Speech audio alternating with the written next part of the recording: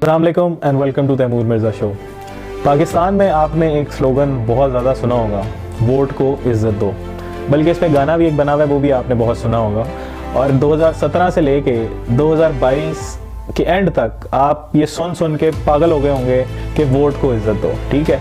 और ये कौन कह रहा था आप जानते हैं, ये नवाज शरीफ, मरियम नवाज और पूरा PMLN जो है वो 5 साल यही तहरीक चलाती रही कि वोट को इज़्ज़त दो, ठीक है।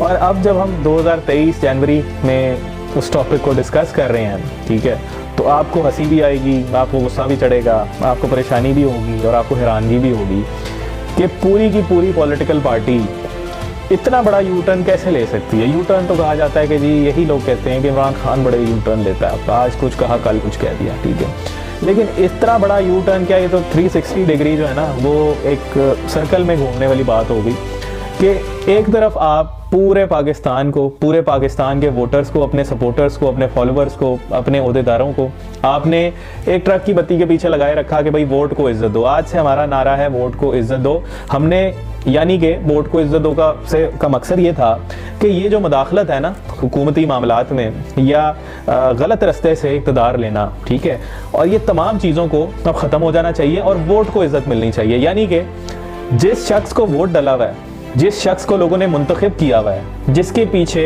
वेव है, जिसको लोगों ने इक़्तिदार तक पहुँचाया है, उस वोट को इज्जत मिलनी चाहिए, उसको काम करने का मौका मिलना चाहिए, उसको अपना वक्त पूरा करने का मौका मिलना चाहिए, ठीक है।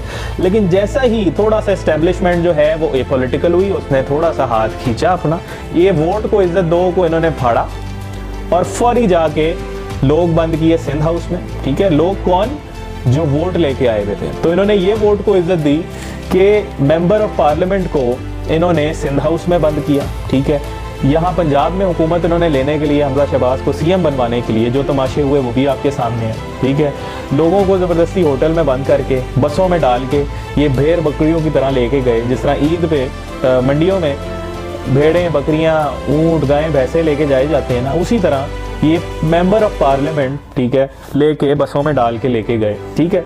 फिर फर्दर इन्होंने इतनी इज्जत दी कि जिन लोगों को ये गालियां देते थे कि अलीम खान से बड़ा तो कब्जा ग्रुपी कोई नहीं है, ये ATM है, ये फलाना है, जहांगीर तरीन तो करप्ट तरीन आदमी है, इमरान खान का ATM है, ये जो है बिल्कुल सही नाअहल हुआ, इसने जो है ना तमाम चीज़ें, तमाम असासे इसने करप्शन से बनाए हैं, ये तो एक आम यूनिवर्सिटी में पढ़ाने वाला उस्ताद था, ये कहाँ से आज अरबपति बन गया, ठीक है। और फिर ओन चौधरी, ठीक है, जो ड्रग सप्लाई होते हैं जी लाहौर में वो ओन चौधरी करता है। और इसी तरह बहुत सारे और फर्दर लोग, ठीक है। राजा रियाज के बारे में जो बातें की जाती थी वो भी आपको याद होगा।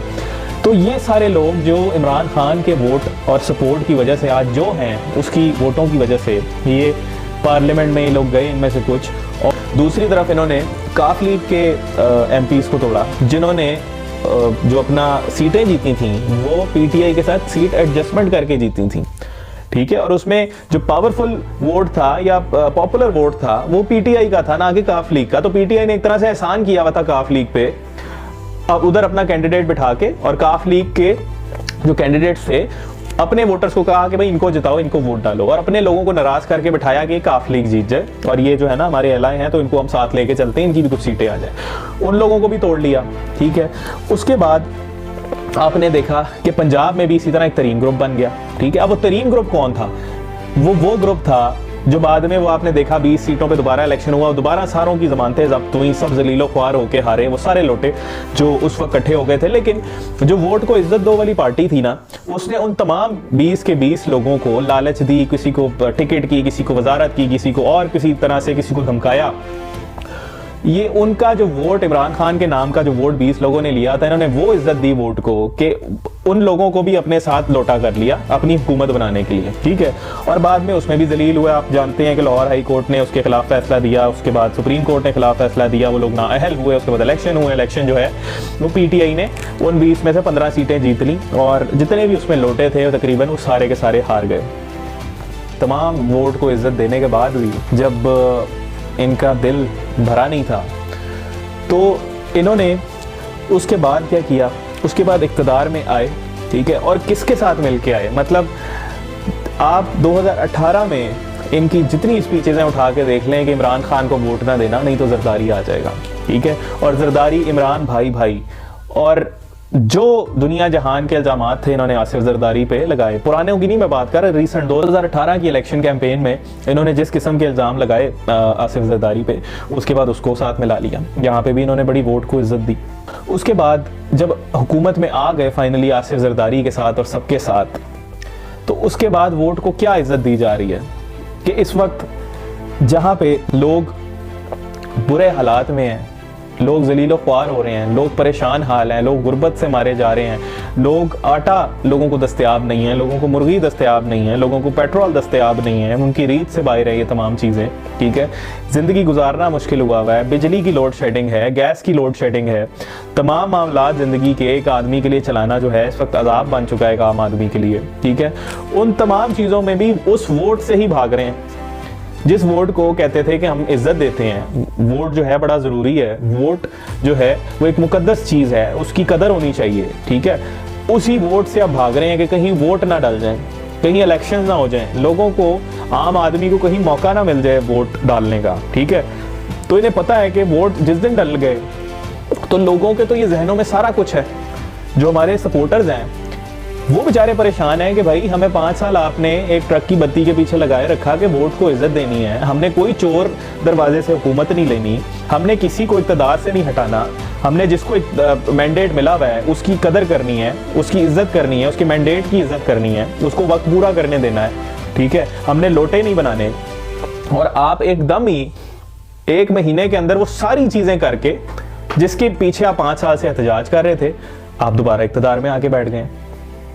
दूसरा लोग एक और सवाल पूछते हैं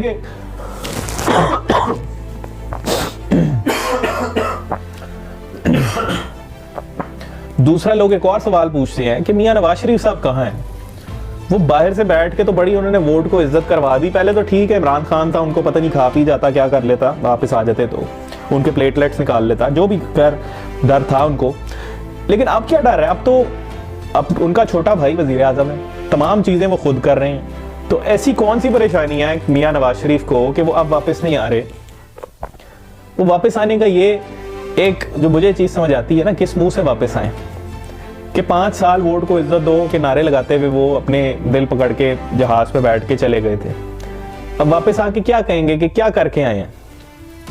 लोग सवाल करेंगे भाई किधर गई वोट को इज्जत दो, ठीक है। और अब किसी ने नारा लगा दिया वोट को इज्जत दो, या कोई एंटी एस्टेब्लिशमेंट नारा लगा दिया, तो वो PMLN को तो आपको पता है, इनको तो है ना, उन्होंने सर पकड़ के बैठ जाना, उस बंदे को उठा के गायब कर देंगे, कोई तो पागल है, कैसी बातें कर रहा है, इस किस्म के नारे ना लगाओ। तो ये है असल में दोगली पॉलिटिक्स, ठीक है, अपने मफाद की पॉलिटिक्स, ठीक है। और एक आम वोटर सपोर्टर बेचारा वो जो है ना टिश्यू पेपर की तरह इस्तेमाल होता रहता है, उसकी जूतियाँ घिस जाती हैं इनके जलसे, इनके जुलूस, इनके मार्चेस अटेंड कर करके, ठीक है।